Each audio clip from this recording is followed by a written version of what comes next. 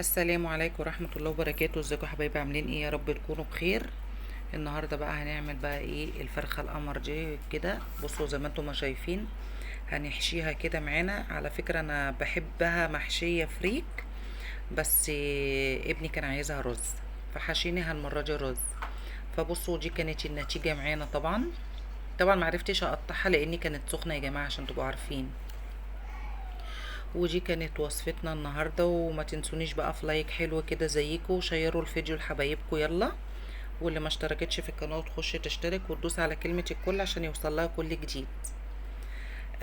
طبعا زي ما انتم ما شايفين كده، انا قعدتها في يعني سلقتها ما كملتش تلت ساعة، وكملت سواها في الفرن، وكانت بسم الله ما شاء الله يعني مستوية جدا ومهرية. الصدر كان مستوي ما شاء الله كده، وكان مستوي يعني جامد يعني، ما كانش مفتل ولا الكلام ده، لا كان ما شاء الله مستوي حلو. ودي كانت وصفة اليوم، ويلا نسمي اللي واقول لكم هنعمل ايه. هنا طبعا قطعت بصلايه، وحطيت معلقه سمنه ومعلقه زيت، وزي ما انتم ما شايفين كده. طبعا يعني ايه، بدأت ان انا يعني اخلي البصلايه بس تدبل، يعني مش هخليها تصفر. وحطيت حبهان ورق لورا، وعود قرفه، وقرنفل، وزر الورد. الحبهان بقى بحب افضي اللي جواه على فكره، مش بحب احطه بقشره اللي بره، بحب احط اللي جواه. طبعا هتقلبوا بقى كده. طبعا بقى هتشموا ريحه حلوه قوي بتاعت القرفه والحبهان وورق اللورا وحطيت قرنفل برضو زي ما انتم ما شايفين كده. طبعا هنصفر بقى البصله شويه، وبعد كده هنكون غاسلين الرز وهننزل بيه. طبعا انا ما حطيتش الكبده والقناصه يا جماعه على فكره، يعني ما قطعتش كبده عليها، ماشي، لاني نسيت عشان تبقوا عارفين. يعني الصراحه انا نسيت احطها. بصوا حطيت بقى هنا شويه كركم، وشويه بابريكا، وهحط شويه فلفل اسود، وهحط برضو واحده مرقه دجاج، ماشي. وهتقلبوا بقى ده كله ببعضه. بصوا انا بكسرها وبحطها. هتقلبوا بقى ايه كل دوت في بعضه كده مع الرز. وبعد كده هنسوي الرز نص تسويه. هتحطي له بقى ايه، شوفي على قد كميه الرز اللي انت حطاها هتحطي ايه، هتسويه نص تسويه بالظبط، ماشي. انا حطيت تقريبا كده كوبايه ميه، كوبايه ونص، عشان دي كانت نص كوبايه، حطيت كوبايه تاني عشان تبقوا عارفين. وهسيبه بقى يتشرب. وبعد بقى ما يتشرب بقى ايه، هنحشي بقى ايه الفرخه معانا.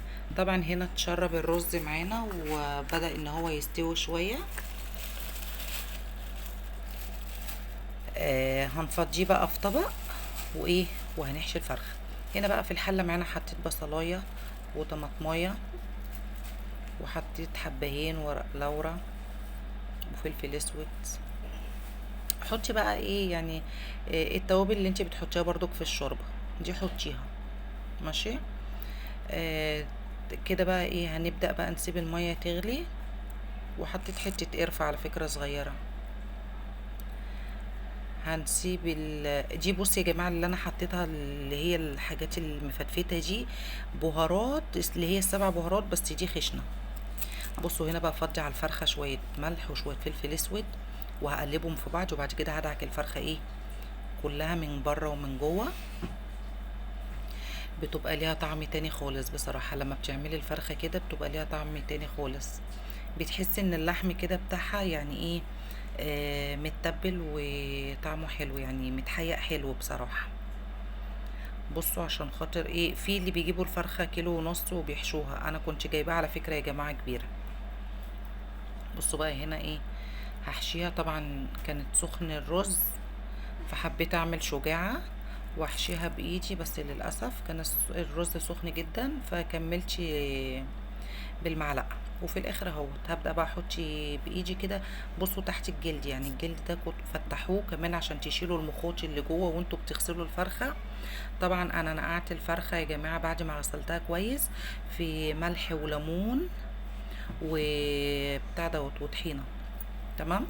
هنا بقى لما كتفتها اتفكت مني، رحت مخيطاها. هنا لما المية غليت حطيتها بقى في المية ديت ونزلت بالكبدة والقناصة بتاعتها. طبعا لما المية غليت حطيت الفرخة، وحطيت بقى شوية ملح. هسيبها تلت ساعة وشوية فلفل اسود. هسيبها بقى تلت ساعة بالظبط في السليق دوت. وهكمل تسويتها في الفرن. يعني بصوا انا نقلتها بقى في صينية. هنحط بقى ايه شوية شوربة من اللي هي كانت مسلوقة فيها زي ما انتم ما شايفين كده. طبعا انا نقلتها في صينية تاني عشان انا احتجت الصينية دي يا جماعة عشان تبقوا عارفين. ودي كانت وصفة اليوم بتاعتنا، ويا رب فيديو النهاردة يعجبكم. ما تنسونيش بقى في لايك قمر كده زيكم. والسلام عليكم ورحمة الله وبركاته.